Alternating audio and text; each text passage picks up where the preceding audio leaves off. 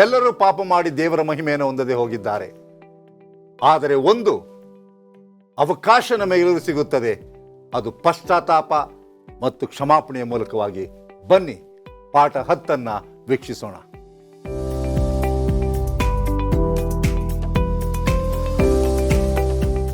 ಸಬ್ಬತ್ ಶಾಲೆಯ ಪಾಠಕ್ಕೆ ನಿಮ್ಮೆಲ್ಲರಿಗೂ ಆದರದ ಸ್ವಾಗತ.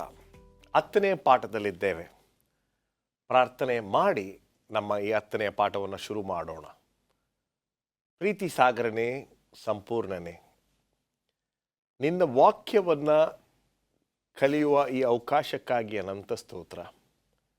ಇದನ್ನು ಕಲಿಸಿಕೊಡುವಂಥ, ಕಲಿಯುವಂಥ ವ್ಯಕ್ತಿಗಳನ್ನು ಆಶೀರ್ವದಿಸಿ ನೀನೊಬ್ಬನೇ ಮಹಿಮೆ ಹೊಂದಬೇಕೆಂದು ಯೇಸು ಕ್ರಿಸ್ತನ ದಿವ್ಯನಾಮದಲ್ಲಿ ಆಶೀರ್ವಾದವನ್ನು ಬೇಡಿ ಹೊಂದಿದ್ದೇವೆ ನಮ್ಮ ತಂದೆಯೇ. ಆಮೆನ್. ಬೋಧಕರಾಗಿರ್ತಕ್ಕಂಥ ಪ್ರಸನ್ನ ಕುಮಾರ್, ಬೋಧಕರಾಗಿರ್ತಕ್ಕಂಥ ಅಶೋಕ್ ಕುಮಾರ್ ಮತ್ತು ಬೋಧಕರಾಗಿರ್ತಕ್ಕಂಥ ಮುತ್ತು ಮ್ಯಾಥ್ಯೂ ಅವರು, ನಮಸ್ಕಾರ. ನಮಸ್ಕಾರ. ತುಂಬ ಸಂತೋಷ ನೀವು ನಮ್ಮ ಕಾರ್ಯಕ್ರಮಕ್ಕೆ ಬಂದಿದ್ದು. 10ನೇ ಪಾಠದಲ್ಲಿದ್ದೇವೆ. ತುಂಬ ಒಂದು ಮುಖ್ಯವಾಗಿರ್ತಕ್ಕಂಥ ಒಂದು ಪಾಠ, ಪಶ್ಚಾತ್ತಾಪ ಮತ್ತು ಕ್ಷಮಾಪಣೆ. ಮೊದಲನೇ ಯೋಹಾನ 1ನೇ ಅಧ್ಯಾಯ 9ನೇ ವಚನವನ್ನು ನಾವು ಓದಿ ಅನಂತರ ಪಾಠಕ್ಕೆ ಹೋಗೋಣ. ವಾಕ್ಯ ಈ ರೀತಿ ಹೇಳುತ್ತದೆ, ನಮ್ಮ ಪಾಪಗಳನ್ನು ಒಪ್ಪಿಕೊಂಡು ಅರಕೆ ಮಾಡಿದರೆ ಆತನು ನಂಬಿಗಸ್ತನೂ ನೀತಿವಂತನೂ ಆಗಿರುವುದರಿಂದ ನಮ್ಮ ಪಾಪಗಳನ್ನು ಕ್ಷಮಿಸಿಬಿಟ್ಟು ಸಕಲ ಅನೀತಿಯನ್ನು ಪರಿಹರಿಸಿ ನಮ್ಮನ್ನು ಶುದ್ಧ ಮಾಡುವನು. ಇಲ್ಲಿ ನಾವು ನೋಡುವುದಾದರೆ ಇಸ್ರಾಯೇಲ್ರ ಒಂದು ಅನುಭವವನ್ನು ಪಕ್ಷಿ ನೋಟವಾಗಿ ನಮಗೆ ಕೊಟ್ಟಿದ್ದಾರೆ. ಆ ಅನುಭವ ಯಾವುದು? ಫಸ್ಟ್ ಪ್ರಶ್ನ. ಕಾನಾನ್ ದೇಶಕ್ಕೆ ಹೋಗಬೇಕಾದ್ರೆ ಕೆಲವು ಸಿದ್ಧತೆಗಳನ್ನು ಮಾಡಿಕೊಳ್ಬೇಕು. ಮೋಶೆ ಸೀನಾಯಿ ಬೆಟ್ಟಕ್ಕೆ ಹೋಗಿ ಆ ಧರ್ಮಶಾಸ್ತ್ರವನ್ನು 10 ಆಜ್ಞೆಗಳನ್ನು ತೆಗೆದುಕೊಂಡು ಬರುತ್ತಿರುವಾಗ 40 ದಿನ ಹಿಡಿತು. ಆ 40 ದಿನದಲ್ಲಿ ಇಸ್ರಾಯೇಲರು ತಾಳ್ಮೆಯನ್ನು ಕಳ್ಕೊಂಡ್ರು. ಅಯ್ಯೋ, ನಮ್ಮ ನಾಯಕ ಇನ್ನು ಬರೋದಿಲ್ಲ, ನಮ್ಮನ್ನು ನಡೆಸೋರು ಯಾರು, ನಮಗೆ ಕಾಣಲಾರದಂಥ ದೇವರು ಒಬ್ಬರು ನಡೆಸ್ತಿದ್ದಾರೆ ಎಂಬುದನ್ನು ಮರೆತು ಬಿಟ್ರು.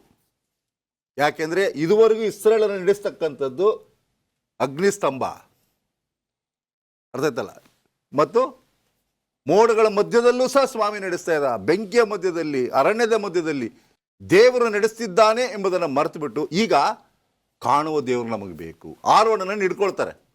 ಆರೋನನಿಗೆ ಹೇಳ್ತಾರೆ, ನಮಗೆ ಒಂದು ಬಸವನನ್ನು ಮಾಡು, ನಾವು ದೇವರನ್ನ ಪೂಜೆ ಮಾಡ್ತೇವೆ, ಆ ದೇವರ ಜೊತೆಯಲ್ಲಿ ಸುತ್ತಾಡ್ತೇವೆ ಎಂಬುದಾಗಿ ಹೇಳುವಾಗ ಇಲ್ಲಿ ಅದನ್ನು ನೋಡಿ ಆರೋನನ್ನು ಏನು ಮಾಡೋದು ಅಂದರೆ, ಇವರ ಒತ್ತಡವನ್ನು ತಾಳಲಾರದೆ, ವಿಮೋಚನಕಾಂಡ 38ರಿಂದ 34ನೇ ವಚನದಲ್ಲಿ ನೋಡ್ತೇವೆ, ಇವರು ನನ್ನನ್ನು ಇಷ್ಟು ಪೀಡಿಸ್ತಾ ಇದ್ದಾರೆ ಎಂಬುದಾಗಿ ತಾಳಲಾರದೆ ಅವನೇನು ಮಾಡಿದ, ಅವರಿಗೆ ಬಸವನನ್ನು ಮಾಡಿಕೊಟ್ಟ.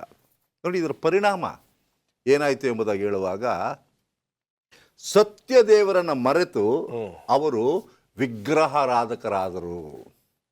ಈ ವಾರದ ಪಾಠದಲ್ಲಿ ನಾವು ಏನಂತ ಕಲಿತೇವೆ ಅಂದರೆ, ಹೇಗೆ ಪಶ್ಚಾತ್ತಾಪವನ್ನು ಪಡಬೇಕಾಗಿತ್ತು ಅವರು.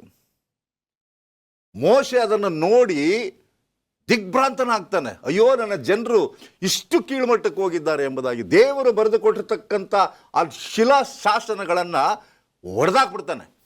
ಅಷ್ಟು ಬೇಸರದಿಂದ, ಕೋಪ ಅನ್ನೋದಕ್ಕಿಂತ ಮೋಶೆಗೆ ಏನಾಗಿತ್ತು ಅಂದರೆ ಅಷ್ಟು ಬೇಸರ, ಅಷ್ಟು ದುಃಖ, ನಾನು ಬರೋಷ್ಟರಲ್ಲಿ ಇವರು ವಿಗ್ರಹಾರಾಧಕರಾಗಿದ್ದಾರಲ್ಲ ಎಂಬುದಾಗಿ ಅವನಿಗೆ ಒಂದು ರೀತಿ ಪಶ್ಚಾತ್ತಾಪ ಆಯಿತು.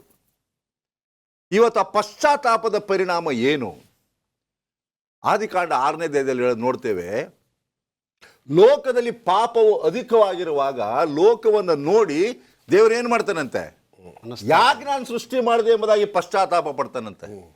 ಇಷ್ಟು ಕೀಳುಮಟ್ಟಕ್ಕೆ ಹೋಗ್ತಕ್ಕಂಥ ಸೃಷ್ಟಿಯನ್ನು ನಾನು ಮಾಡಿರ್ತಕ್ಕಂಥದ್ದು ಎಂಬುದಾಗಿ ದೇವರು ಪಶ್ಚಾತ್ತಾಪ ಪಡ್ತಾನೆ. ಇವತ್ತು ಪಶ್ಚಾತ್ತಾಪ ಹೇಗೆ ಬರಬೇಕು, ಆ ಪಶ್ಚಾತ್ತಾಪದಲ್ಲಿ ಕ್ಷಮಾಪಣೆ ಯಾವ ಹಂತದಲ್ಲಿದೆ ಅದನ್ನು ನಾವು ಕಲೀಲಿಕ್ಕೆ ಹೋಗ್ತೀವಿ. ಅದ್ಭುತವಾಗಿ ಇದನ್ನು ಎಷ್ಟು ಸಾರಿ ಹೇಳಿದ್ರೂ ಸಹ ಸಾಲೋದಿಲ್ಲ. ಕಾರಣ ಏನಂದರೆ, ಇದು ಕಾರ್ಯರೂಪಕ್ಕೆ ಬರ್ತಾ ಇಲ್ಲ ನಮಗೆ. ವಂಡರ್ಫುಲ್. ಭಾನುವಾರದ ಪಾಠಕ್ಕೆ ನಾವು ಹೋಗೋದಾದರೆ, ಯಾವ ರೀತಿ ಜೀವನದಲ್ಲಿ ಎಷ್ಟೋ ವಿಚಾರಗಳು ತುಂಬ ವೇಗವಾಗಿ ಹೋಗ್ತಕ್ಕಂಥದ್ದನ್ನು ನಾವು ನೋಡ್ತೇವೆ. ಈ ವೇಗದ ಒಂದು ರಭಸದಲ್ಲಿ ಎಷ್ಟೋ ವಿಚಾರಗಳನ್ನು ನಾವು ಮರ್ತು ಬಿಡ್ತೇವೆ. ಅದೇನು? ಈಗ ಈ ಜೀವನ ಅನ್ನುವಂಥ ಈ ಪ್ರಯಾಣದಲ್ಲಿ ವೇಗವನ್ನು ಪಡ್ಕೊಂಡಾಗ ನಾವೇನು ಕಳ್ಕೊತೀವಿ ವಾರದ ಪಾಠದಲ್ಲಿ ಅಂದರೆ, ನಾವು ಮಾಡ್ತಾ ಇರೋದೇ ಸರಿ, ನಾನು ಮಾಡ್ತಾ ಇರೋದು ತಪ್ಪು ಅನ್ನಿಸೋದೇ ಇಲ್ಲುವಂಥ ಒಂದು ಸ್ಥಿತಿಗೆ ನಾವು ತಲುಪಿದ್ದೇವೆ. ಈಗ ನೋಡಿ, ದೇವರು ಒಂದು ಉದಾಹರಣೆಯನ್ನು ಕೊಡ್ತಾರೆ. ಲೂಕನ ಬರೆದ ಸುವಾರ್ತೆ 10ನೇ ಅಧ್ಯಾಯದಲ್ಲಿ 41ನೇ ವಚನದಲ್ಲಿ ಒಂದು ಮಾತನ್ನು ಓದ್ತಾ ಇದ್ದೇವೆ. ಸ್ವಾಮಿಯು ಆಕೆಗೆ, ಮಾರ್ತಳೆ ಮಾರ್ತಳೆ, ನೀನು ಅನೇಕ ವಿಷಯವಾಗಿ ಚಿಂತೆಯಲ್ಲಿಯೂ ಗಡಿಬಿಡಿಯಲ್ಲಿಯೂ ಸಿಕ್ಕಿಕೊಂಡಿದ್ದಿ. ಕೆಲವು ಮಾತ್ರ ಬೇಕಾದದ್ದು, ಅಥವಾ ಒಂದೇ, ಮರಿಯಳು ಆ ಉತ್ತಮವಾದ ಭಾಗವನ್ನು ಆರಿಸಿಕೊಂಡಿದ್ದಾಳೆ, ಅದು ಆಕೆಯಿಂದ ತೆಗೆಯಲ್ಪಡುವುದಿಲ್ಲ ಎಂದು ಉತ್ತರ ಕೊಟ್ಟನು. ಈಗ ಈ ನಮ್ಮ ಪಾಠದಲ್ಲಿ ಒಂದು ಉದಾಹರಣೆಯನ್ನು ಕೊಟ್ಟಿದ್ದಾರೆ. ಒಬ್ಬ ತಾಯಿ ಬೆಳಗಿಂದ ಸಂಜೆವರೆಗೂ ಯಾವ ರೀತಿ ಬಹಳ ವೇಗವಾಗಿ ಕೆಲಸಗಳನ್ನು ಮಾಡಿ ಎಲ್ಲ ಆದಮೇಲೆ ಆಕೆಗೆ ಗೊತ್ತಾಗುತ್ತೆ ಅದು ಸಬ್ಬತ್ ದಿನ ಅಂತ. ಅಂದರೆ ನಾವು ಮಾಡ್ತಾ ಇರುವಂಥ ಕೆಲಸಗಳು ಪ್ರಾಮುಖ್ಯ ಆಗಿ ನಾವು ಯಾವ ದಿನದಲ್ಲಿ ಅದನ್ನು ಮಾಡ್ತಾ ಇದ್ದೀವಿ, ಯಾವ ಉದ್ದೇಶಕ್ಕಾಗಿ ಮಾಡ್ತಾ ಇದ್ದೀವಿ ಅನ್ನೋದನ್ನು ಮರ್ತೋಗ್ಬಿಟ್ಟಿದ್ದೀವಿ. ಸೊ ಯಾವಾಗ ನಾವು ಮಾಡುವುದು ತಪ್ಪು ಅಲ್ಲ ಅನಿಸುವಾಗ ನಾವು ಪಶ್ಚಾತ್ತಾಪಕ್ಕೆ ಹೋಗೋದಿಲ್ಲ, ಪಶ್ಚಾತ್ತಾಪ ಪಡೋದಿಲ್ಲ. ಯಾವಾಗ ನಿಮಗೆ ಪಶ್ಚಾತ್ತಾಪ ಪಡೋದಿಲ್ವೋ ಆಗ ನಿಮಗೆ ಕ್ಷಮಾಪಣೆ ಕೂಡ ಸಿಗೋದಿಲ್ಲ. ಅದಕ್ಕಾಗಿ ಇಲ್ಲಿ ಸ್ವಾಮಿ ಏನು ಹೇಳ್ತಿದ್ದಾನೆ ಅಂದರೆ, ಮರಿಯಳು ದೇವರ ವಾಕ್ಯವನ್ನು ಕೇಳುವುದಕ್ಕೆ ಕೂತ್ಕೊಂಡಿದ್ದಾಳೆ, ಆದರೆ ಮಾರ್ತಳು ಏನು ಅಂದ್ಕೊಂಡಿದ್ದಾರೆ, ಮನೆ ಕೆಲಸ ಮಾಡೋದೇ ಬಹಳ ದೊಡ್ಡದು. ಈಗಿನ ಕಾಲದಲ್ಲಿ ನಾವು ಕೆಲವರು ಅಂದ್ಕೊಳ್ತೀವಿ ನಾನು ಮಾಡ್ತಾ ಇರೋ ಕೆಲಸನೇ ದೊಡ್ಡದು. ಈಗ ನಮಗೊಂದು ತಪ್ಪಾದಂಥ ಕಲ್ಪನೆ ಇದೆ. ಏನಂದರೆ, ಈ ಕನ್ನಡದಲ್ಲಿ ಆ ಗಾದೆ ಭಾಳ ಚೆನ್ನಾಗಿದೆ, ಕಾಯಕವೇ ಕೈಲಾಸ ಅಂತ. ನಾನು ಕೆಲಸ ಮಾಡೋದೇ ನನಗೆ ಮುಖ್ಯ, ಅದರಲ್ಲಿ ನಾನು ದೇವ್ರನ್ನ ಹುಡುಕೊಳ್ತೀನಿ ಅಂತವಾಗಿ. ಆದರೆ ಕೆಲಸ ಕಾರ್ಯಗಳಲ್ಲಿ ನಾವು ದೇವ್ರನ್ನ ಮರೆಯುವಂಥ ಒಂದು ಶೋಧನೆಗಳಿರೋದ್ರಿಂದ ಈ ಲೋಕದಲ್ಲಿ ನಮಗೆ ದೇವರೊಂದು ಜವಾಬ್ದಾರಿಯನ್ನು ಕೊಟ್ಟಿದ್ದಾನೆ, ಅದನ್ನು ನೆರವೇರಿಸಲೇಬೇಕು. ಕುಟುಂಬವನ್ನು ನೋಡ್ಕೊಳ್ಬೇಕು, ಕುಟುಂಬಕ್ಕೆ ಸಂಪಾದನೆ ಮಾಡಬೇಕು, ಕುಟುಂಬವನ್ನು ಆರೈಕೆ ಮಾಡಬೇಕು, ಇವೆಲ್ಲವೂ ಸರಿ. ಆದರೆ ಇದೆಲ್ಲದಕ್ಕಿಂತ ಬಹಳ ಮುಖ್ಯವಾಗಿ ದೇವರ ಜೊತೆ ನಮ್ಮ ಸಂಬಂಧ ಬಹಳ ಮುಖ್ಯವಾದಂಥದ್ದು. ಅದರಲ್ಲಿ ಬಹಳ ಮುಖ್ಯವಾಗಿ ನಮಗೆ ಪಶ್ಚಾತ್ತಾಪ ಮತ್ತು ಮಾನಸಾಂತರ ಅನ್ನೋದು ಬೇಕು. ಅದಿಲ್ಲ ಅಂದರೆ ನಾವು ದೇವರ ಕ್ಷಮಾಪಣೆಯನ್ನು ಹೊಂದಲಿಕ್ಕೆ ಸಾಧ್ಯ ಆಗೋದಿಲ್ಲ. ಅದಕ್ಕಾಗಿ ಸ್ವಾಮಿ ಇಲ್ಲಿ ಹೇಳುವಂಥದ್ದು, ನೀನು ಬೇರೆ ವಿಚಾರಗಳಲ್ಲಿ ಬಹಳ ಆಸಕ್ತರಾಗಿದೆಯಾ, ಆದರೆ ನಿಜವಾದದ್ದನ್ನು ಮರ್ತಿದೆಯಾ. ಈ ಜೀವನದ ಪ್ರಯಾಣದಲ್ಲಿ, ಜೀವನದ ಹೋರಾಟದಲ್ಲಿ ನೀನು ಇದನ್ನು ಮರ್ತೋಗ್ಬಿಟ್ಟು, ಯಾವುದು ಬಹಳ ಮುಖ್ಯವಾದದ್ದು, ದೇವರ ಜೊತೆಗಿನ ಸಂಬಂಧ, ಅದನ್ನು ನೀನು ಮರ್ತಿದೆಯಾ ಎಂಬುದಾಗಿ ಮಾರ್ತಳಿಗೆ ಯೇಸು ಸ್ವಾಮಿ ಜ್ಞಾಪಕ ಮಾಡ್ತಿದ್ದರು. ನಾವು ಎಲ್ಲರೂ ಮಾರ್ತಳಾಗ್ಬಿಟ್ಟಿದ್ದೇವೆ. ಎಲ್ಲೋ ಒಂದು ಕಡೆ ನಾವು ಮಾಡ್ತಾ ಇರ್ತಕ್ಕಂಥದ್ದು ಕರೆಕ್ಟ್, ನಮ್ಮ ಆಲೋಚನೆಗಳು ಸರಿ ಅಂತ. ಆದರೆ ಇಲ್ಲಿ ದೇವ್ರು ಹೇಳ್ತಿದ್ದಾನೆ, ಅದೆಲ್ಲ ಮುಖ್ಯ, ನನ್ನ ಪಾದದ ಬಳಿ ಕೂತ್ಕೊಳ್ತಕ್ಕಂಥದ್ದೇ ಮುಖ್ಯ ಅಂತ. ಒಂದು ಸಣ್ಣ ವಿರಾಮನ ತೆಗೆದುಕೊಂಡು ಮುಂದೆ ನಾವು ಚರ್ಚೆ ಮಾಡೋಣ. ಒಂದು ಸಣ್ಣ ವಿರಾಮ. ಮರಳಿ ಸ್ವಾಗತ. ಸೋಮವಾರದ ಪಾಠದಲ್ಲಿದ್ದೇವೆ. ಪವಿತ್ರಾತ್ಮನು ಸರಿಯಾದ ಸಮಯಕ್ಕೆ ಬಂದು ಇದನ್ನು ಮಾಡು, ಇದನ್ನು ಮಾಡಬೇಡ ಎಂಬತಕ್ಕಂಥ ವಿಚಾರವನ್ನು ನಮಗೆ ತಿಳಿಸ್ತಾ ಇದ್ದಾರೆ. ನಿಜಾನ? ಬನ್ನಿ ಮಾತಾಡೋಣ. ಫಸ್ಟ್ ಮುತ್ತು ಮ್ಯಾಥ್ಯೂ. ನಾವು ನೋಡಿ, ಸಾಧಾರಣವಾಗಿ ಪಾಪ ಮಾಡುವಾಗ ಸ್ವಲ್ಪ ಕಾಲ ಚೆನ್ನಾಗಿರುತ್ತೆ, ಅದಾದ ನಂತರ ನಾವು ತುಂಬ ಬೇಸರ ಪಟ್ಕೊಳ್ತೇವೆ. ನಾವು ಯಾಕಾದರೂ ಇಲ್ಲಿಗೆ ಬಂದು, ನಾನು ಯಾಕಾದರೂ ಈಗ ಮಾಡಿದ್ನೋ, ಇದನ್ನು ತರುವಂಥದ್ದು ಯಾರು ಅಂತ ಎಂಬುದಾಗಿ ನಾವು ನೋಡುವಾಗ ಪರಿಶುದ್ಧಾತ್ಮ ದೇವರು. ಈ ಪರಿಶುದ್ಧಾತ್ಮ ದೇವರ ಕಾರ್ಯ ಹೇಗಿರುತ್ತಪ್ಪ ಅಂತಂದರೆ, ನಮ್ಮ ಪಾಪದ ಅರುಹನ್ನು ಹುಟ್ಟಿಸ್ತಾನೆ. ನಮ್ಮ ಪಾಪ ಎಷ್ಟು ಭಯಂಕರವಾದದ್ದು, ನಾವು ಎಷ್ಟು ದೊಡ್ಡ ಪಾಪಿಗಳು ಎಂಬುದನ್ನು ಪ್ರತಿಬಿಂಬಿಸಿ ತೋರಿಸ್ತಾನೆ. ಅದಾದ ನಂತರ ದೇವರು ನಮ್ಮನ್ನು ಏನು ಮಾಡ್ತಾನಪ್ಪ ಅಂತಂದರೆ, ಪರಿಶುದ್ಧಾತ್ಮ ದೇವರು ಪಶ್ಚಾತ್ತಾಪದೆಡೆಗೆ ನಡೆಸ್ತಾನೆ. ಇದು ಪರಿಶುದ್ಧಾತ್ಮ ದೇವರ ಕಾರ್ಯ. ನೋಡಿ, ಇಲ್ಲಿ ಯೋಹಾನ ಸುವಾರ್ತೆ 16ನೇ ಅಧ್ಯಾಯ 8ನೇ ವಾಕ್ಯ ಹೇಳುತ್ತೆ, ಆತನು ಬಂದು ಪಾಪ, ನೀತಿ, ನ್ಯಾಯ ತೀರುವಿಕೆ ಈ ವಿಷಯಗಳಲ್ಲಿ ಲೋಕಕ್ಕೆ ಅರುಹನ್ನು ಹುಟ್ಟಿಸುವನು. ಪರಿಶುದ್ಧಾತ್ಮ ದೇವರು ಏನು ಮಾಡ್ತಾರಪ್ಪ ಅಂದರೆ, ಪಾಪದ ಅರಿಹನ್ನು ನಮ್ಮಲ್ಲಿ ಹುಟ್ಟಿಸಿ ಪಶ್ಚಾತ್ತಾಪದೆಡೆಗೆ ನಮ್ಮನ್ನು ನಡೆಸ್ತಾನೆ ಎಂಬುದಾಗಿ ದೇವರ ವಾಕ್ಯ ಹೇಳುತ್ತೆ. ಆದ್ದರಿಂದ ನಮ್ಮ ಜೀವನದಲ್ಲಿ ನಾವು ಒಂದು ವೇಳೆ ಕೆಲವೊಮ್ಮೆ ಏನಾಗುತ್ತಪ್ಪ ಅಂತಂದರೆ, ಪಾಪವನ್ನು ಮಾಡ್ತೇವೆ, ದುಃಖ ಪಡ್ತೇವೆ. ಆ ದುಃಖ ಪರಿಶುದ್ಧಾತ್ಮನಿಂದ ಉಂಟಾದದ್ದಲ್ಲ. ಪರಿಶುದ್ಧಾತ್ಮನಿಂದ ಒಂದು ವೇಳೆ ಅದು ಉಂಟಾದರೆ ಆ ಪಾಪಕ್ಕೆ ಮತ್ತೆ ಮರಳಿ ನಾವು ಹೋಗೋದಿಲ್ಲ. ಅದನ್ನು ಯಾರು ಹೇಳ್ತಾರೆ ಎಂಬುದಾಗಿ ನಾವು ನೋಡುವಾಗ, ಡಿಸೈರ್ ಆಫ್ ಏಜಸ್ ಎಂಬಂತಹ ಪುಸ್ತಕದಲ್ಲಿ ಪುಟ 300ನೇ ಪುಟದಲ್ಲಿ E.G. ವೈಟಮ್ನವ್ರು ಹೇಳ್ತಾರೆ, we often sorrow because our evil deeds bring unpleasant consequences to our selves, but this is not repentance. ಇದು ಪಶ್ಚಾತ್ತಾಪ ಅಲ್ಲ, ಬದಲಾಗಿ ನಮ್ಮ ದುಃಖ ಅಷ್ಟೇ. ನಾನು ಹೋಗಬಾರ್ದಾಗಿತ್ತು, ನಾನು ಮಾಡಬಾರ್ದಾಗಿತ್ತು ಎಂಬುದಾಗಿ ನಮಗೆ ನಾವೇ ದೂಷಣೆಯನ್ನು ಮಾಡಿಕೊಳ್ಳುವಂಥದ್ದು. ಇದು ಪರಿಶುದ್ಧಾತ್ಮನಿಂದ ಉಂಟಾದದ್ದಲ್ಲ. ಒಂದು ವೇಳೆ ಪರಿಶುದ್ಧಾತ್ಮನಿಂದ ಅದು ಉಂಟಾದರೆ ಮತ್ತೆ ಮರಳಿ ಆ ಪಾಪಕ್ಕೆ ನಾವು ತಿರುಗೋದಿಲ್ಲ ಎಂಬುದಾಗಿ E.G. ವೈಟಮ್ನವರು ಹೇಳೋದನ್ನು ನಾವು ಕಾಣ್ತಿದ್ದೇವೆ. ಆದ್ದರಿಂದ ಪರಿಶುದ್ಧಾತ್ಮ ದೇವರಿಗೆ ನಮ್ಮ ಮನಸ್ಸಿನಲ್ಲಿ ಅವಕಾಶ ಕೊಡಬೇಕು, ಅನುವು ಮಾಡಿಕೊಡ್ಬೇಕು. ಆಗ ತಾನೇ ಆ ದೇವರು ಏನು ಮಾಡ್ತಾನಪ್ಪ ಅಂತಂದರೆ, ನಮ್ಮಲ್ಲಿ ಮಾತನಾಡಿ ಆ ಪಶ್ಚಾತ್ತಾಪವನ್ನು ನಮ್ಮಲ್ಲಿ ತರೋದನ್ನು ನಾವು ನೋಡ್ತಿದ್ದೇವೆ. ನೋಡಿ, ಕ್ಷಮಿಸಿ, ಎಫೆಸದವರಿಗೆ ಬರೆದಂತಹ ಪತ್ರಿಕೆ 4ನೇ ಅಧ್ಯಾಯ 30ನೇ ವಚನದಲ್ಲಿ ಈ ರೀತಿ ಹೇಳ್ತಾನೆ, ದೇವರ ಪವಿತ್ರಾತ್ಮನನ್ನು ದುಃಖಪಡಿಸಬೇಡಿರಿ, ಆತನಲ್ಲಿಯೇ ವಿಮೋಚನ ದಿನಕ್ಕಾಗಿ ಮುದ್ರೆ ಹೊಂದಿದ್ದೀರಲ್ಲ.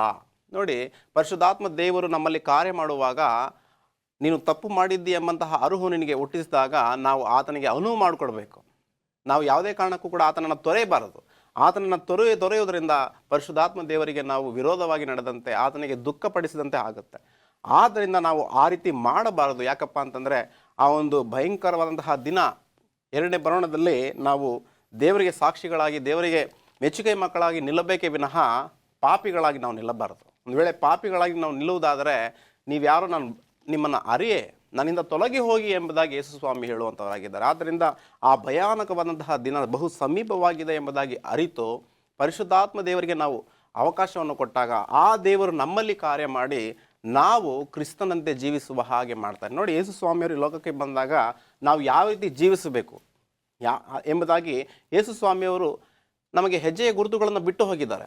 ಆ ಹೆಜ್ಜೆಯ ಗುರುತುಗಳನ್ನು ನಾವೇನು ಮಾಡಬೇಕಪ್ಪ ಅಂತಂದರೆ ಹಿಂಬಾಲಿಸುವಾಗ ಯೇಸು ಸ್ವಾಮಿಯವರು ಯಾವ ರೀತಿ ಜೀವನ ಮಾಡಿದ್ರು ಆ ರೀತಿ ನಾವು ಕೂಡ ಜೀವನ ಮಾಡುವಾಗ ಏನಾಗುತ್ತಪ್ಪ ಅಂತಂದರೆ ತಂದೆಗೆ ನಾವು ಒಳ್ಳೆಯ ಮಕ್ಕಳಾಗಿ ಕಾಣಿಸ್ತೇವೆ. ಆ ದೇವರು ಪ್ರಿಯ ನಂಬಿಗಸ್ತನಾದಂತಹ ದೇವರ ಮಗನೇ ಬಾ ಎಂಬುದಾಗಿ ದೇವರೇ ಆ ಪರಲೋಕದ ಮಹಾಭಾಗ್ಯವನ್ನು ನಮ್ಗೆ ಏನು ಮಾಡ್ತಾನಪ್ಪ ಅಂತಂದರೆ ಕೊಡುವಂಥವನಾಗಿದ್ದಾನೆ. ಆದ್ದರಿಂದ ಪರಿಶುದ್ಧಾತ್ಮ ದೇವರು ನಮ್ಮನ್ನು ಪ್ರೇರೇಪಿಸುವಾಗ ಪರಿಶುದ್ಧಾತ್ಮ ದೇವರಿಗೆ ನಾವೇನು ಮಾಡಬೇಕಪ್ಪ ಅಂತಂದರೆ ಅವಕಾಶವನ್ನು ಕೊಡಬೇಕಾಗಿದೆ. ವಂಡರ್ಫುಲ್.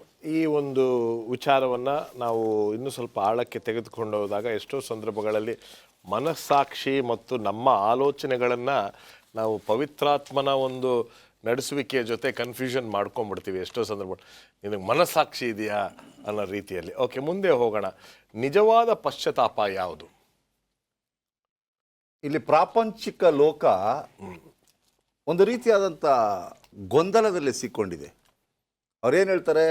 ಸ್ವತಂತ್ರ ಇದೆ, ತೃಪ್ತಿಪಡಿಸೋಣ, ಸ್ವತಂತ್ರದ ಆಯ್ಕೆ ಇದೆ, ನಮ್ಮ ಇಚ್ಛೆ, ನಾವು ಇಷ್ಟ ಬಂದಾಗ ಮಾಡೋಣ, ನನಗೇನು ಇಷ್ಟ ಅದನ್ನು ಮಾಡ್ತೇನೆ ನಾನು. ಇದು ನಮಗಿರ್ತಕ್ಕಂಥ ಒಂದು ಆಸೆಗಳು.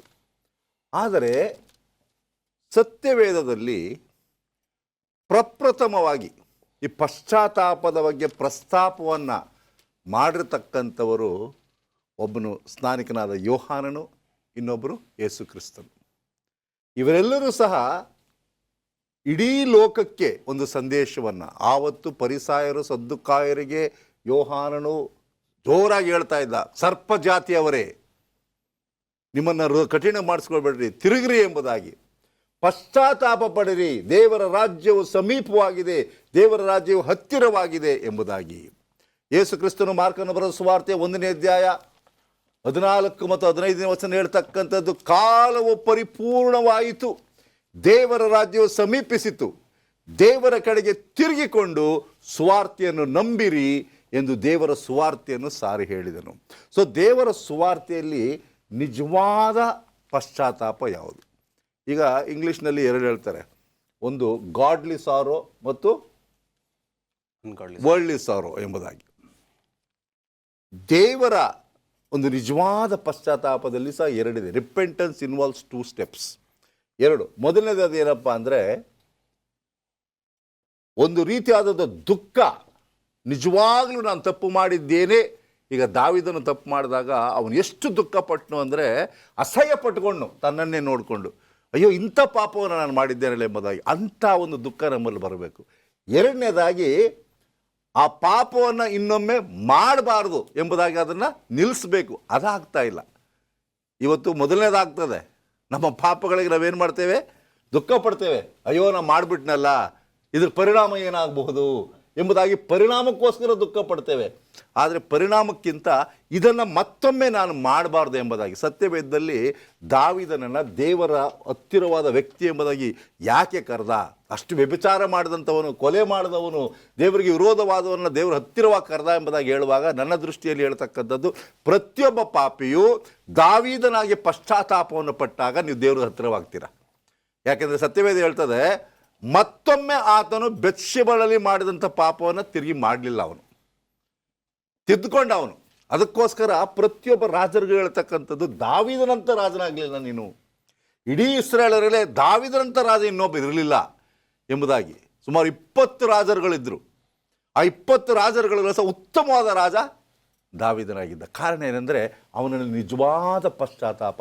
ಈ ಪಶ್ಚಾತ್ತಾಪ ಹೇಗೆ ಬರ್ತದೆ? ರೋಮಪುರದವ್ರಿಗೆ 8:14 ಹೇಳ್ತಕ್ಕಂಥದ್ದು, ದೇವರ ದಯೆಯು ಮತ್ತು ಒಳ್ಳೆತನವು ನಿನ್ನನ್ನು ಮಾನಸಾಂತರಕ್ಕೆ ನಡೆಸುತ್ತದೆ. ದೇವರ ಕೃಪೆ ಇಲ್ಲದಿದ್ದರೆ ನಾವು ಪಶ್ಚಾತ್ತಾಪ ಪಡಲಿಕ್ಕೆ ಸಾಧ್ಯ ಇಲ್ಲ. ಆ ಪಶ್ಚಾತ್ತಾಪ ಬಂದಾಗ ನಾವು ಮನಮರುಗಿ ಆ ಪಾಪದಿಂದ ದೂರ ಇರಬೇಕು. ವಂಡರ್ಫುಲ್. ತುಂಬ ಒಂದು ಕಟ್ನಿಟ್ಟಾಗಿರ್ತಕ್ಕಂಥ ವಿಷಯಗಳು. ಇದೆಲ್ಲ ಇದೆಯಾ ಅನ್ನೋ ಒಂದು ಭಯ ಮೂಡಿಸುವಂಥ ಕೆಲವು ವಿಚಾರಗಳನ್ನು ತಿಳಿಸ್ಕೊಟ್ಟಿದ್ದೀರಾ.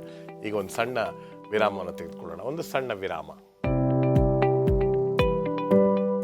ಮರಳಿ ಸ್ವಾಗತ. ಬನ್ನಿ, ನಮ್ಮ ಚರ್ಚೆಯನ್ನು ಮುಂದುವರಿಸ್ಕೊಂಡು ಹೋಗ್ತಾ ಇದ್ದೀವಿ. ಬುಧವಾರದ ಪಾಠದಲ್ಲಿ ಈ ಒಂದು ವಿಷಯವು ನಮಗೆ ತುಂಬ ಮುಖ್ಯವಾಗಿರ್ತಕ್ಕಂಥದ್ದಾಗಿದೆ. ಪಾಪದ ಲೋಕದಲ್ಲಿ ಮುಳುಗಿರ್ತಕ್ಕಂಥ ನಾವು ಈ ದೇವರ ಒಂದು ವಿಚಾರ ಅದ್ಯಾವುದು? ನೋಡಿ, ಪಾಪ ಕ್ಷಮಾಪಣೆ ಮತ್ತು ಮಾನಸಾಂತರದಲ್ಲಿ ಬಹಳ ಮುಖ್ಯವಾದಂಥ ಒಂದು ಅಂಶ ಅಂದರೆ ಕೃಪೆ.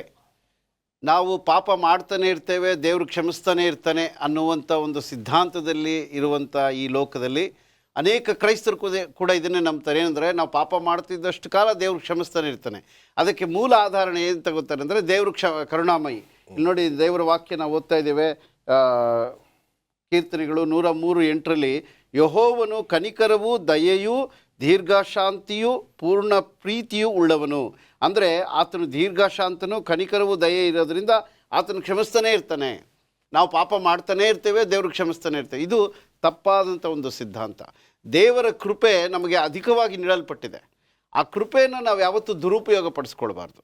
ಈಗ ನಮ್ಮ ಮನೆಯಲ್ಲಿ ಈ ಬೆಂಕಿ ನಂದಿಸುವಂಥ ಒಂದು ಫೈರ್ ಎಕ್ಸಾಸ್ಟಿವ್ ಅಂತ ಹೇಳ್ತೀವಿ, ಅದು ಇರ್ತದೆ ಅಂತ ಹೇಳ್ಬಿಟ್ಟು ನಾವು ಬೆಂಕಿ ಹಚ್ಚಬಾರ್ದು.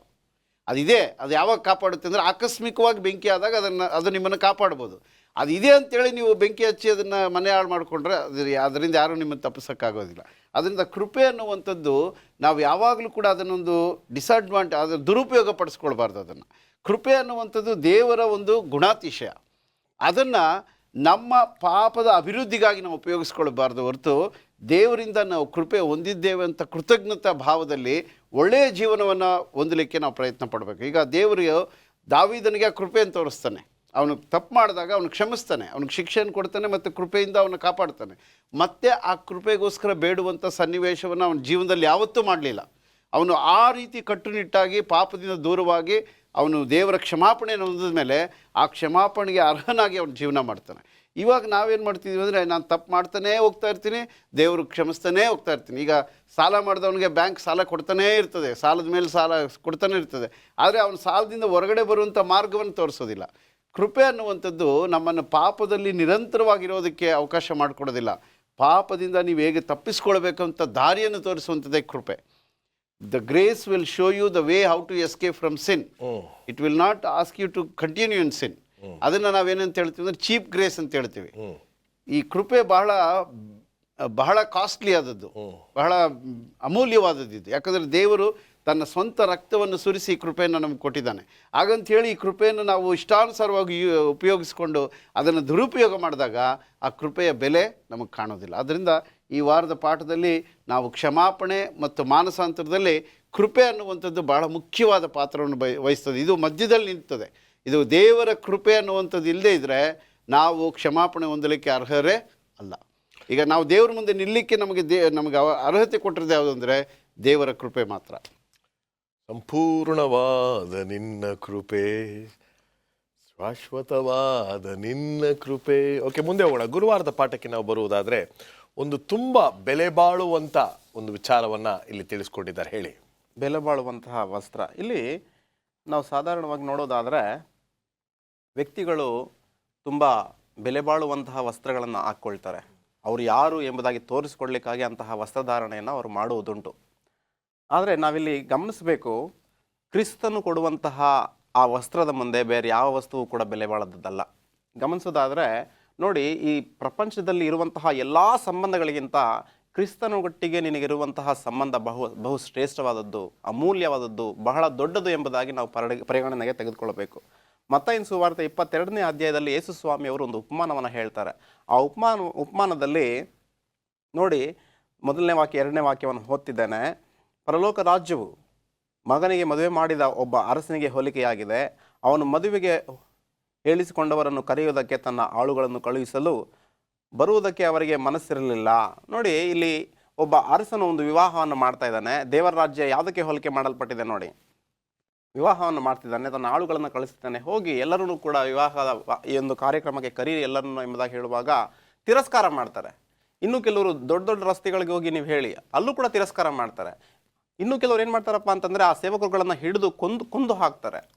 ಇಂತಹ ಸಂದರ್ಭದಲ್ಲಿ ಕೊನೆಗೆ ಆತನು ಎಲ್ಲರನ್ನೂ ಕೂಡ ಆಹ್ವಾನ ಮಾಡಬೇಕು ಎಂಬುದಾಗಿ ಬಯಸಿ ಎಲ್ಲರೂ ಕೂಡ ಬಂದು ಊಟ ಮಾಡುತ್ತಿರುವಾಗ ಆತನು ಒಳಗಡೆ ಪ್ರವೇಶ ಮಾಡ್ತಾನೆ. ಒಳಗಡೆ ಪ್ರವೇಶ ಮಾಡಿ ನೋಡಿದಾಗ, ಯಾರಪ್ಪ ನೀನು ಕುಳಿತಿದೆಯಾ ಇಲ್ಲಿ?